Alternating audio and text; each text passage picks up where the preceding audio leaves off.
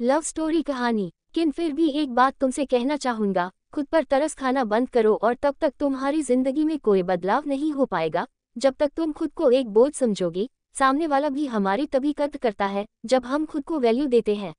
इसलिए अपनी मजबूरी को आगे बढ़ने का हथियार बनाकर अपने लक्ष्य तक पहुंचने की कोशिश करो, क्योंकि जो अपनी मदद खुद करते हैं ऊपर वाला भी उन्हीं की मदद करता है। फिर मैं अपने घर वापस चला गया था। आज मैं अपने ऑफिस के लिए निकलने में थोड़ा लेट हो गया था, इसलिए मैं जल्दी जल्दी अपना घर लॉक करके नीचे उतर गया था। तभी मेरी नज़र नीचे वाले फ्लैट पर पड़ी। उसके बाहर सामान पड़ा देखकर मैंने राहत की सांस ली, क्योंकि बहुत समय से खाली पड़े उस फ्लैट के कारण पूरी बिल्डिंग में एक मायूसी का माहौल बना रहता था। अब वहाँ नए लोग आ जाने के कारण चहल पहल बनी रहेगी। मुझे ये सब सोचकर बहुत अच्छा लगा।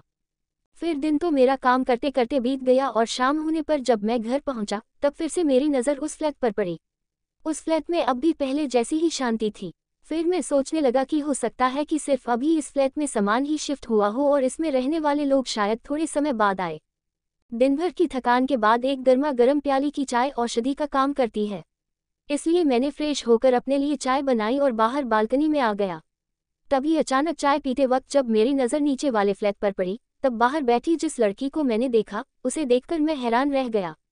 जब दिमाग पर थोड़ा जोर डाला तो मुझे याद आया कि ये तो वृंदा है, जो मुझे उस समय मिली थी जब मैं अपनी आगे की पढ़ाई पूरी करने के लिए उसके घर में किराएदार बनकर गया था।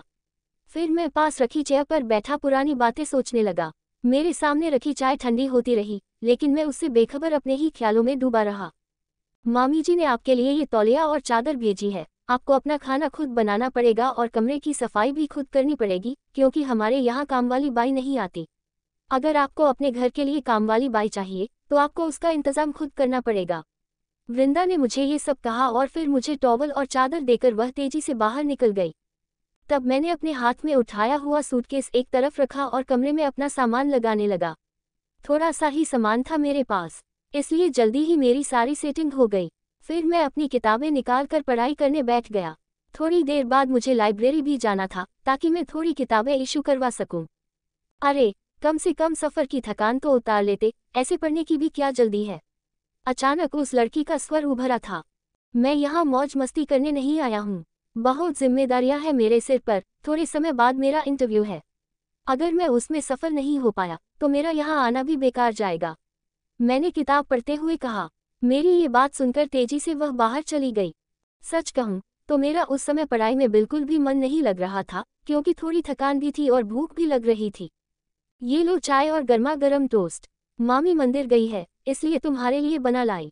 जल्दी से खा लो और बर्तन यहीं रख लेना, मैं बाद में ले जाऊंगी। इतना कहकर वह फिर से गायब हो गई। चाय और टोस्ट खाते वक्त मैं वृंदा के बारे में ही सोच रहा था। ना चाहते हुए भी मैं उसके प्रति एक लगाव महसूस करने लगा था। फिर अचानक मैंने अपनी इस सोच पर विराम लगाया और पुनः पढ़ाई करने बैठ गया, क्योंकि मैं जानता था कि अगर मैं अपने लक्ष्य से भटक गया तो ये मेरे लिए कदापि अच्छा नहीं होगा। फिर बीते समय के साथ मेरा और वृंदा का एक अनजान रिश्ता बनता जा रहा था। जब जब मैं समय कम होने के कारण अपना रूम साफ नहीं कर पाता था, तब वह चुपके से आकर मेरा कमरा साफ कर जाती थी। सुबह के समय मैं जैसे तैसे अपने नाश्ते के पराठे और रात के खाने के लिए 3-4 रोटी सेक कर रख देता था, क्योंकि मैं जानता था कि दिन भर की थकान के बाद मैं रात का खाना नहीं बना पाऊंगा। इसलिए ही तो रात में कभी कभी ही सब्जी बन पाती थी, या तो मैं बाजार से कोई सब्जी पैक करवा कर ले आता था या फिर अचार से ही खा लेता था। इसी क्रम में जब एक दिन मैं लाइब्रेरी से घर वापस आया, तब किचन की स्लैब पर एक कटोरी सब्जी देखकर मुझे एक अनोखे आनंद की अनुभूति हुई। कटोरी के नीचे एक पर्ची रखी हुई थी जिस पर लिखा हुआ था, हर रात को बिना सब्जी के ही रोटी खाओगे तो तबीयत बिगड़ जाएगी। सारा दिन इतनी पढ़ाई करते हो तो कम से कम रात को तो ढंग से खाना खाया करो। उस समय मुझे बहुत तेज भूख लगी हुई थी, इसलिए मैंने तुरंत उस सब्जी के साथ सुबह की बनाई हुई रोटियां अपनी प्लेट में लगा ली और खाने बैठ गया। सही में सब्जी बहुत स्वादिष्ट बनी हुई थी। न जाने कितने दिन बाद मुझे आज खाने में स्वाद आया था। उसके बाद तो न जाने कितनी बार वृंदा चुपके से एक कटोरी सब्जी बचाकर मेरी किचन में रख जाती थी। धीरे धीरे बीत रहे समय के साथ मुझे पता चला कि वृंदा अनाथ है, इसलिए वह अपने मामा मामी के पास रहती है। वैसे तो वृंदा कॉलेज जाती है, लेकिन उसकी मामी घर की सारी जिम्मेदारियां उस पर सौंप कर इसी कोशिश में लगी रहती है कि उसकी पढ़ाई किसी तरह से रुक जाए। वैसे उसके मामा अच्छे हैं, लेकिन मामी के आगे उनकी एक नहीं चलती। उसकी मामी उस पर बहुत जुल्म करती थी, इसलिए ही तो मैंने कई बार वृंदा को अकेले में रोते हुए देखा था। उसे इस तरह रोते देखकर मुझे बहुत दुख होता था, लेकिन मैं भी मजबूर था क्योंकि मैं उसे कोई भी झूठा दिलासा नहीं दे सकता था।